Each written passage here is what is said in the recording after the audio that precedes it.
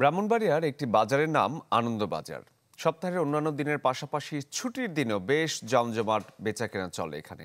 আরো বিস্তারিত জানাতে সহকর্মী প্রকাশ দাস আমাদের সাথে যোগ দিয়েছেন। প্রকাশ, আনন্দবাজারে কি কি মিলছে? নিশ্চয়ই শীতের শাকসবজি সহ পাশাপাশি মাছ মাংস সবকিছুই, বিস্তারিত যদি আমাদের বলেন।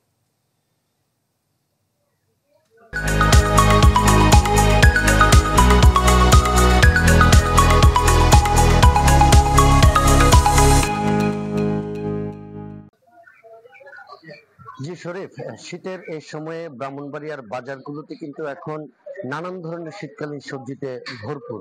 বিশেষ করে ব্রাহ্মণবাড়িয়া জেলায় স্থানীয়ভাবে উৎপাদিত যে সকল সবজি রয়েছে সেগুলো কিন্তু এখন বাজারে উঠতে শুরু করেছে। এতে করে সব ধরনের সবজির দামই কিন্তু কমেছে। বিশেষ করে 20 থেকে 50 টাকার মধ্যেই কিন্তু এখানে সব ধরনের সবজির পাওয়া যাচ্ছে। আমি যদি আপনাকে খুচরা পর্যায়ে বিভিন্ন ধরনের সবজির দামের কথা বলি, তাহলে এখানে ফুলকপি প্রতি পিস 20 টাকায়, বাঁধাকপি 30 টাকায়, নতুন আলু 45 টাকা, কাঁচামরিচ 40 থেকে 50 টাকা, ধনেপাতা 40 টাকা, মূলা 20 টাকা, লাল শাক 25 টাকা, বেগুন 30 থেকে 40 টাকা, গাজর 50 টাকায় এবং আস্ত একটি মিষ্টি কুমড়া কিন্তু 80 টাকায় পাওয়া যাচ্ছে। এছাড়াও সিম মানভেদে কিন্তু 25 থেকে 50 টাকার মধ্যে প্রতি কেজি পাওয়া যাচ্ছে।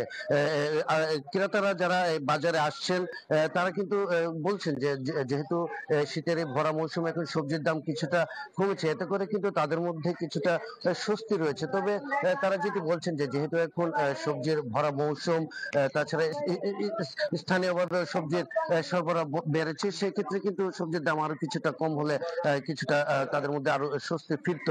তো বিক্রেতারা যারা রয়েছেন তারা জানিয়েছেন যে যেহেতু এখন বাজার কিছুটা সহনীয় পর্যায়ে রয়েছে, তাছাড়া দেশের বিভিন্ন অঞ্চল থেকে সবজি সরবরাহ আনতে হয়, সেক্ষেত্রে কিছু কিছু সবজির দাম কিন্তু বেড়ে থাকে।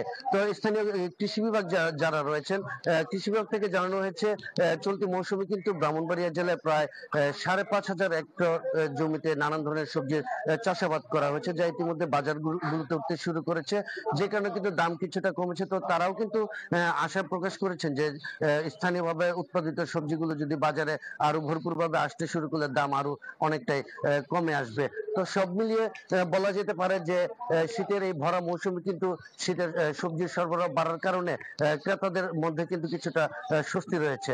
শরীফ, তো এই ছিল আমার কাছে ব্রাহ্মণবাড়িয়ার আনন্দবাজার থেকে সর্বশেষ খবর। শরীফ। প্রকাশ, ধন্যবাদ আপনাকে আমাদের সাথে যোগ দেওয়ার জন্য। দর্শক, ব্রাহ্মণবাড়িয়ার চিত্র দেখাচ্ছিলাম।